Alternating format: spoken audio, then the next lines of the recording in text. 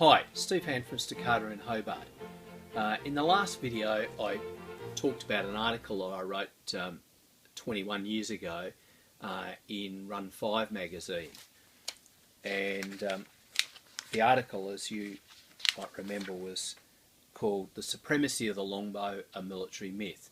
And in the first part of the video I talked mainly about the longbow, and I had my friend and student Sean talk about his experience shooting longbows. In this part I want to talk more about armour and guns.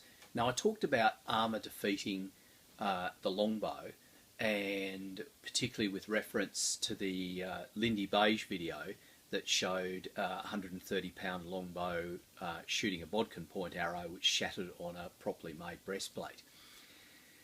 Now, one of the quotes that I found for the article I wrote was about the Armourers Guild of Angers, who in around 1450 wrote that that armour of the first quality was guaranteed to be proof against crossbow bolts, and armour of the second quality was guaranteed to be proof against all other arrows.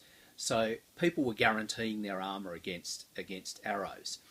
One of the things that I did for the article that I wrote was that I actually had a longbow that was owned by a friend of mine and a musket that I owned personally clocked on a range, and then I did some calculations about the kinetic energy that they produced. Now, I didn't do the calculations at the time, but I've subsequently done them for another important thing that projectiles have, which is momentum.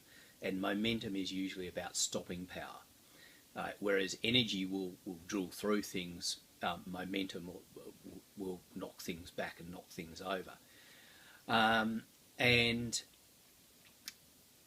kinetic energy is given by the equation half mass times velocity squared. So it's very much more dependent on the velocity than it is on the mass, whereas momentum is just mass times velocity. So mass and velocity of the projectile are equally important. And the calculations that I did on the longbow, now it was only a 60-pound longbow, so it was quite light by longbow standards, but the arrow was weighed 30 grams, and we clocked the arrow out of the bow at 42 metres per second or 140 feet per second. So if we plug those numbers in, half times 0.03 times 42 squared, we get 26.5 joules of energy. And if we look at momentum, we get 1.26 kilogram metres per second. Note that there are no SI units for momentum. With the musket, we clocked it at 360 metres per second or 1200 feet per second muzzle velocity, had a 40 gram ball, and when we plugged all those numbers in, we got 2,611 joules, so 100 times the kinetic energy.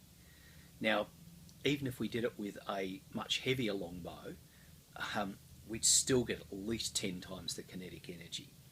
And momentum was 14.5 kilogram metres per second, so the momentum was over 10 times the momentum of the arrow. So in terms of energy and stopping power, it was massively more powerful than the arrow. Now, subsequent to writing the article, I saw a really good article in a copy of Military Illustrated magazine from the late 90s. I haven't got a copy. I wish I could get one, and if anyone has one, I'd really appreciate a copy, where the people at the Graz Armories in Austria, where they've got the largest surviving collection, certainly to my knowledge, of armour and firearms, they got some original firearms and tested them and got almost identical results to the ones that I got. So I'm pretty confident that my results are pretty good. Now, energy is not the whole story, because arrows, of course, are more aerodynamic and they have a sharp point. And that's the reason why armour was made the way it was in the Middle Ages. Armour from the Middle Ages was quite thin, but almost glass hard on the surface. It was case hardened, so it was really hard on the outside. And again, after I wrote my my article, there was a really good article that was put out, I believe, by the Royal Armouries, and I think was in one of the Royal Armouries yearbooks. That again I can't place my hands on, but it essentially talked about how the metallurgy of armour changed quite dramatically during the 16th century, and it changed from armour being quite thin but really hard to being a lot thicker and a lot softer. And the point of that is that really thin, really hard armour is really good at stopping edges and points, things like swords and arrows, whereas really thick but quite a bit soft, not soft but softer armour is really good at just soaking up energy, right? And energy is what bullets have in spades. And really interestingly was this article was saying that the change in metallurgy came about in Italy around 1520, in Germany around 1560, and in England after 1600.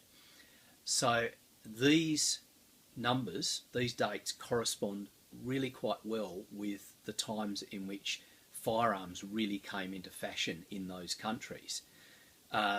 So we can see firearms driving the evolution of armour. Now, of course, we couldn't have a complete suit of armour that would be proof against bullets. King James I famously said a complete armour of proof would be so heavy it would kill a man to wear it. And and if we actually look at the weights of armour in the 15th century, a full harness would weigh between 40 and 60 pounds, whereas if we look at the 17th century, a breastplate, just the breastplate, not even the backplate, that was made proof against bullets, I've seen one weighing 25 pounds or 11 kilos. So about half the weight of a full harness in just the breastplate. So people didn't wear full armour anymore. We see in later harnesses the arms and the tassets. We didn't have full leg protection. They lost the greaves fairly early for big cavalry boots, but the arms and the tassets got really thin, down to I've seen them down to about 0.7 of a mil thickness, just to cut down on the overall weight, because the breastplate and the helmet skull was massively thick. Now, while I was doing reenactments,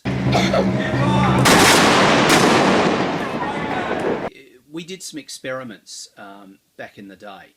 Unfortunately, we don't have video footage of them. I'd really love to have some video footage of these experiments. We got some old Swedish Army surplus helmets. The Swedish Army had just gone over to the new American style Kevlar helmets, and they were getting rid of their old 1960s helmets that were about 1.2 mil thick, really hard steel, really well hardened. And we set up one of these helmets on a range where we had a man-shaped figure with the helmet put on top.